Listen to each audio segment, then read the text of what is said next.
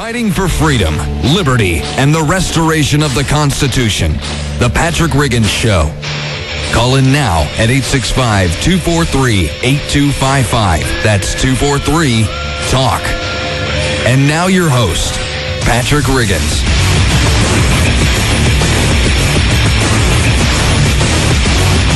And welcome back to the Patrick Riggins Show. This is Patrick Riggins. And I have one of the seven dwarfs with me today, Sneezy. Oh, that couldn't be any worse planned except if it's on the air. Sneeze juice. Sneezing, good. That's the thing. If you're not tuning in at WNOXFM.com, you miss a whole lot that's going on in here. The behind the scenes. But the behind the scenes, that's exactly right. And it's amazing, you know, when you listen to shows and everything sounds professional, sounds put together and everything. Sounds. Yeah, exactly. You watch on the webcam and you're like, these guys are just juggling stuff right and left, and they're nowhere near professional. Yeah, exactly. They're running in here at the last minute. Sneezing. Yeah. Oh, but it sounds good, and that's what's important. Yes. That's why Tori is such a top-notch producer, because he makes it sound great. It's my job to make you sound pretty. Yeah, and you make me sound pretty. Now, if you can just, do something. What we need to do is put like a mannequin of Brad Pitt or something up in here in front of the webcam, and that way they'll think that's me. Yes. I can make you sound better, but I can't do nothing about your looks. I can't work miracles. And they'd sit there and say, wow, that Patrick looks just like Brad Pitt. You got to go for the Patrick Swayze, the Roadhouse look. Oh, okay, the rough and tumble, the Roadhouse quaff. Yeah, well, I'd have to hit the gym too, get the cut, get the muscles. So it's Swayze. Okay, a little bit more stuff here to get done real quick. This story crossed my desk. It was a little while ago, and I've been trying to work it in, but never had the time. But I thought it was pretty interesting. It involves the Department of Homeland Security telling their armed agents that in an active shooter scenario, which means exactly how it sounds, there is a person actively shooting at a crime scene. The agents, what they're advising them if someone comes into the offices. This is kind of relevant given the thing in Colorado here, but luckily there were none of these agents in that theater. But the problem is the agents, along with all the other employees, are supposed to run away and hide.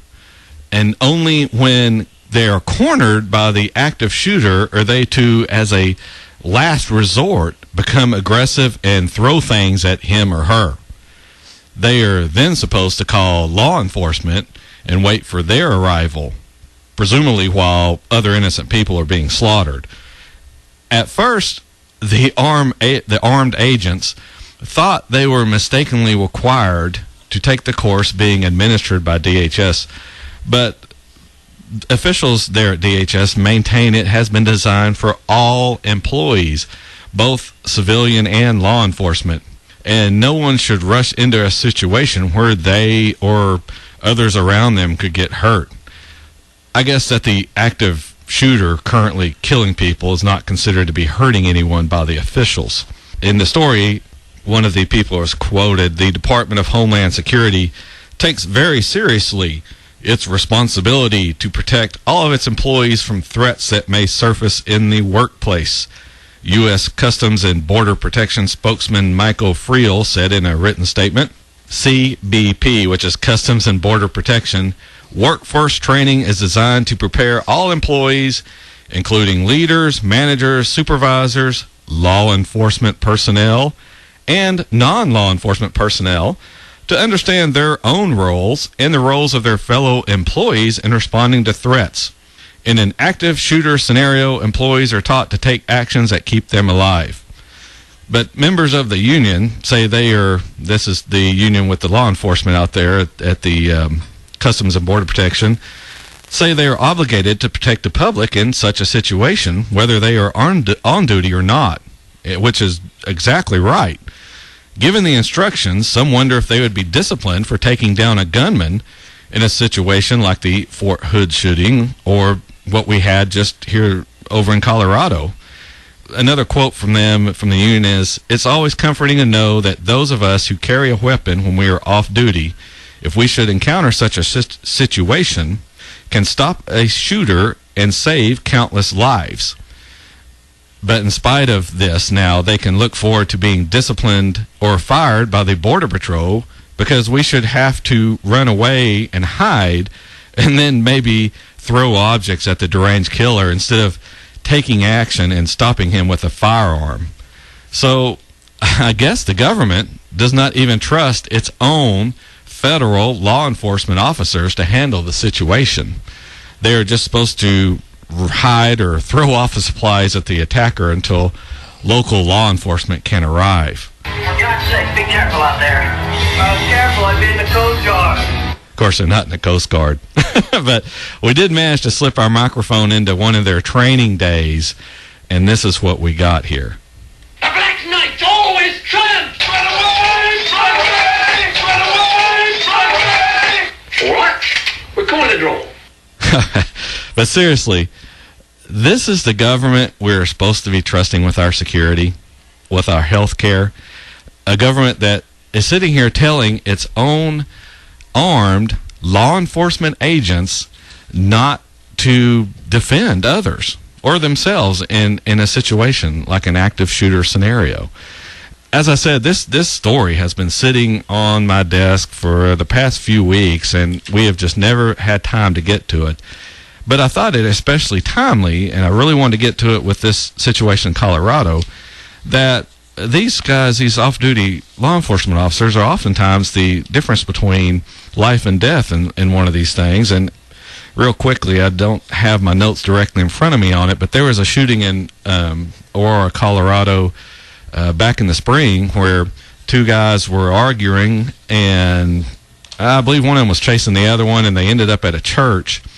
They were chasing them in cars. They pulled in a church parking lot. One guy gets out, runs in. The other guy jumps out of the car. A lady comes out of the church to see what's going on.